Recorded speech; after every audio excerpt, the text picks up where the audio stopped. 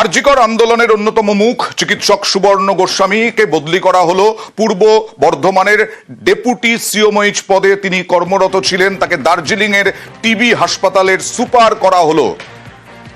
কথা বলবো প্রতিনিধি অভিজিতের সঙ্গে। অভিজিৎ, সুবর্ণ গোস্বামী আরজিকর আন্দোলনের অন্যতম মুখ ছিল বলা হয় এবং একই সঙ্গে সিপিএম প্রভাবিত রাজ্যের সরকারি চিকিৎসকদের যে সংগঠন সেই association of health service doctors এবং জয়েন্ট প্ল্যাটফর্ম অফ ডক্টরস এর অন্যতম মুখ ছিলেন। এবং এই ডক্টর সুবর্ণ গোস্বামী, যিনি পূর্ব বর্ধমান জেলার ডেপুটি সিএমওএইচ পদে অর্থাৎ উপ মুখ্য জেলা স্বাস্থ্য আধিকারিক পদে কর্মরত ছিলেন, তাকে বদলি করা হলো দার্জিলিং টিবি হাসপাতালের সুপার পদে। এবং এটা নিয়েই শুরু হচ্ছে চর্চা। চিকিৎসকদের একাংশ অর্থাৎ মূলত জয়েন্ট প্ল্যাটফর্ম অফ ডক্টর সহ বেশ কিছু চিকিৎসক সংগঠনের বক্তব্য যে প্রতিহিংসামূলক ভাবে এই বদলি করানো হয়েছে। অন্যদিকে স্বাস্থ্য দপ্তরের বক্তব্য যে এটা রুটিন বদলি, এর মধ্যে অন্য কিছু খোঁজা অনর্থক।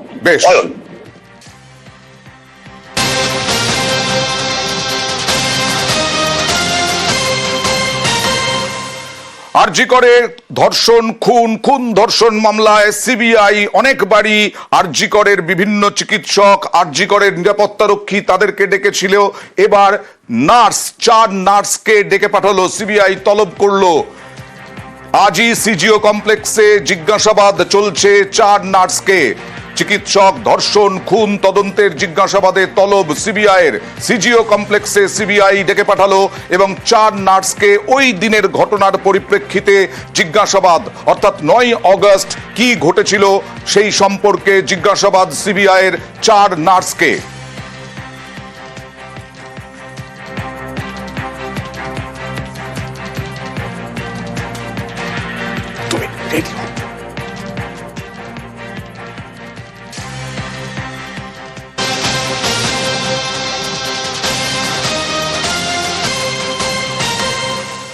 আর গড়িয়ায় দম্পতির রহস্য মৃত্যু, ঘর থেকে উদ্ধার দুজনের দেহ। এই গড়িয়ায় রহস্য মৃত্যুতে প্রশ্ন, এখানে কি আত্মহত্যা নাকি খুন? কারণ ঘরে স্বামীর ঝুলন্ত দেহ, খাটে পড়েছিল স্ত্রীর দেহ। কথা বলবো প্রতিনিধি অর্পণের সঙ্গে। অর্পণ, স্ত্রীর দেহ কিভাবে পড়েছিল এবং কি দেখা গেছে? এখানে কি মনে হচ্ছে যে যা ঘটে স্ত্রীকে খুন করে আত্মহত্যা, এরকম কিছু, বা কারণ কি? একদম পুলিশের প্রাথমিক যেটা অনুমান, যে স্ত্রীকে প্রথমে খুন করে তারপরে স্বামী নিজে আত্মঘাতী হয়েছেন। এই গড়িয়ার আদর্শনগরে সকালে যখন একটি ছোট শিশু তিনি বাড়ির মধ্যে যান এবং দেখেন যে তার জেঠু গলায় দড়ি দিয়ে ঝুলছে, এরপরেই পরিবারের লোকজন যায়। নরেন্দ্রপুর থানার পুলিশ ঘটনাস্থলে গিয়ে দুজনের মৃতদেহ উদ্ধার করেছে। পুলিশের যেটা প্রাথমিকভাবে মনে করছে যে নিজেদের সম্পর্কে কোলাহলের জেরেই এই আত্মঘাতী বা খুন করে আত্মঘাতী হতে পারে। কি বলছেন, কোনো কি সমস্যা ছিল, কোনো সমস্যা আদৌ ছিল কিনা? প্রতিবেশীরা তারা ভাড়ায় থাকছিলেন, বেশ কয়েক বছর তারা ভাড়ায় থাকছিলেন, তাদের শিশু সন্তানও রয়েছে এবং তারা যখন বাড়িতে ফেরেন লাস্ট তাদের সঙ্গে কথা হয়েছে, কোন রকম তাদের মধ্যে অশান্তি তারা লক্ষ্য করেননি বা পারিবারিক কোনো অশান্তি সেইভাবে লক্ষ্য করেনি। তার মধ্যেই এই ঘটনা যথেষ্ট চিন্তায় ফেলেছে যারা বাড়ি মালিক। তিনি যেটা বলছেন যে কোনো সময় তাদের মধ্যে অশান্তি ছিল না। প্রাথমিকভাবে যে মোবাইল বাজেয়াপ্ত করেছে পুলিশ এবং পরিবারের আরো সব সদস্যের সঙ্গে জিজ্ঞাসাবাদ করছে এবং ওই যে শিশু বাড়িতে ছিল তাকেও জিজ্ঞাসাবাদ করা হতে পারে, এমনটাই নরেন্দ্রপুর থানার পুলিশের পক্ষ থেকে জানাইছে। ওকে, ওরা এসে খাওয়া দাওয়া করলো হাসি খুশি ভাবে, তারপর ছেলের বউটা এই ঘরে চলে এসছে। তারপরে ওরা স্বামী স্ত্রী দুজনে ওই ঘরে ছিল। বাচ্চা ছেলে স্কুল থেকে এসে গিয়ে দরজাটা খুলে দেখতে যে ওই অবস্থা, আমরা গিয়ে দেখি দুজনেই শেষ। শিলিগুড়িতে এবার বাংলা মাস্ট। শিলিগুড়ি পৌর নিগমের নির্দেশিকা জারি হলো। যে কোনো রেস্টুরেন্ট, যে কোনো দোকান, যে কোনো হোর্ডিং, সমস্ত কিছু বাংলা আগে, বাংলাতেই লিখতে হবে, তারপরে অন্য ভাষা, অন্য ল্যাঙ্গুয়েজ। শিলিগুড়ি পুরসভা অন্য ভাষা থাকলেও সাইনবোর্ডে বাংলা বাধ্যতামূলক। পয়লা বৈশাখের আগেই প্রস্তুতির নির্দেশ সবাইকে। 21শে ফেব্রুয়ারি এই নিয়েই মেয়র গৌতম দেব কি জানিয়েছিলেন একবার দেখাবো। শিলিগুড়ি বাংলারই একটি শহর। বাংলা ধ্রুপদী ভাষা হিসেবে স্বীকৃতি পেয়েছে। অন্যান্য ভাষার সাইনবোর্ড থাকতে কোনো অসুবিধা নেই, কিন্তু বাংলা ভাষার সাইনবোর্ড সমস্ত জায়গাতে যাতে লাগানো হয় এবং সেটা বাধ্যতামূলক হয়, আমরা সেই সিদ্ধান্ত পুরো বোর্ড থেকে নেব। আমাদের পুরসভা থেকে নজরদারি এবং অনুরোধ থাকবে।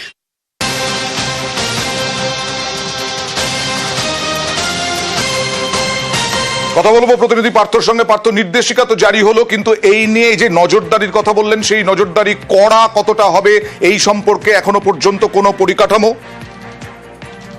পার্থর সঙ্গে কথা বলবো। আপনাদের জানাই যে নির্দেশিকা জারি হয়ে গেল, যে জনসাধারণ ও ব্যক্তিগত মালিকানাধীন প্রতিষ্ঠানগুলিকে অবগত করা হচ্ছে মেয়র পরিষদের সভায় গৃহীত অনুমোদিত সিদ্ধান্ত অনুসারে সাইনবোর্ড, বিজ্ঞপ্তি, হোর্ডিং, সাইনেজ সমস্ত সরকারি বেসরকারি সমস্ত জায়গায় বাংলা মাস্ট। 21শে ফেব্রুয়ারি কি বলেছিলেন দেখালাম, গৌতম দেব মেয়র, আর নির্দেশিকা জারি হয়ে গেল। কথা বলবো প্রতিনিধি পার্থর সঙ্গে। পার্থ, এই যে বললেন নজরদারির কথা বলেছিল এর আগে, এই নজরদারি কিভাবে চলবে? কোনো পরিকাঠামো এবং নজরদারি, মানে যদি না মানে তাহলে কোনো ব্যবস্থা কিছু আছে? বুঝলি না, দোকানের বোর্ড বাংলায় লেখা থাকবে, লেখা মাস্ট। পয়লা বৈশাখের আগেই প্রস্তুতি নেওয়ার নির্দেশ অফিস হাসপাতালেও। আর আজকে কি বললেন গৌতম দেব, দেখুন। যেটা আমরা সিদ্ধান্ত নিয়েছি আন্তর্জাতিক মাতৃভাষা দিবসে, যে এখানে সমস্ত সাইনবোর্ড, সমস্ত লেখায় অন্যান্য ভাষার বোর্ড থাকবে, তাতে কোনো অসুবিধা নেই, কোনো সংঘাতও নেই, কিন্তু বাংলা ভাষা সব জায়গায় বোর্ড ইত্যাদি লিখতে হবে। তার জন্য আমরা সমস্ত বণিক সভা, অন্যান্য প্রতিষ্ঠান, স্কুল, কলেজ সবাইকেই আমরা অনুরোধ করব, সরকারের যেগুলো কেন্দ্রীয় সরকারের প্রতিষ্ঠান আছে তাদেরও আমরা এই অনুরোধ করব, এবং পুরসভার সমস্ত জায়গায় আমাদের নির্দেশিকা বেরিয়ে গেছে। পয়লা বৈশাখ থেকে আমাদের পুরোদমে আমরা কাজে লাগব।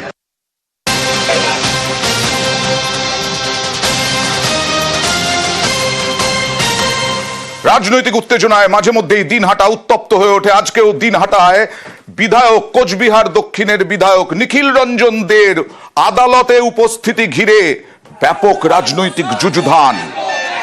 গাড়ির কাচ ভাঙা হলো, গাড়িতে হামলার অভিযোগ, তৃণমূল কংগ্রেস কর্মী সমর্থকদের বিরুদ্ধে অভিযোগ। Go back slogan, Trinamool Congress কর্মীদের গো ব্যাক স্লোগান নিখিল রঞ্জন দের উদ্দেশ্যে, দেখুন।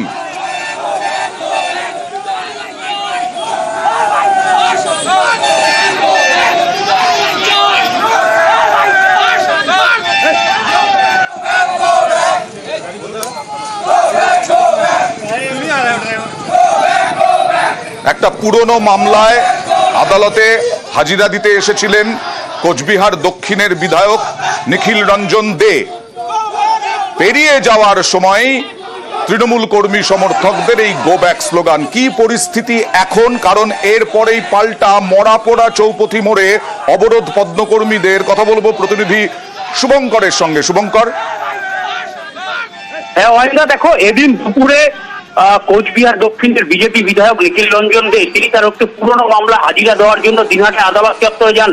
সেখানে হাজিরা দেওয়ার পর যখন আদালত চত্বর থেকে বেরিয়ে আসছিলেন, সেই সময় সেখানে জড়ো হওয়া তৃণমূল কর্মীরা তাকে দেখে প্রথমে বিক্ষোভ দেখায়, গো ব্যাক স্লোগান দেয়।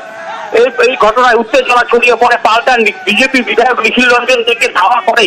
এমনকি বিজেপির যেটা অভিযোগ, বিজেপি বিধায়কের যে গাড়ি রয়েছে সেই গাড়িতেও হামলা চালানো হয়, তার কাজ ভাঙচুর করা হয়।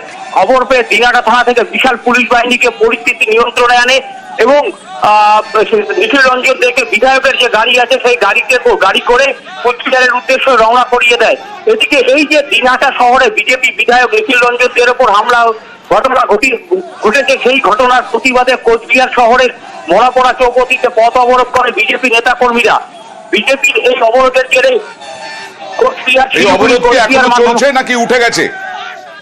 অবরোধের খবর পেয়ে কোতোয়ালি থানার পুলিশ ঘটনাস্থলে আসে এবং বিজেপি নেতাদের আশ্বস্ত করে।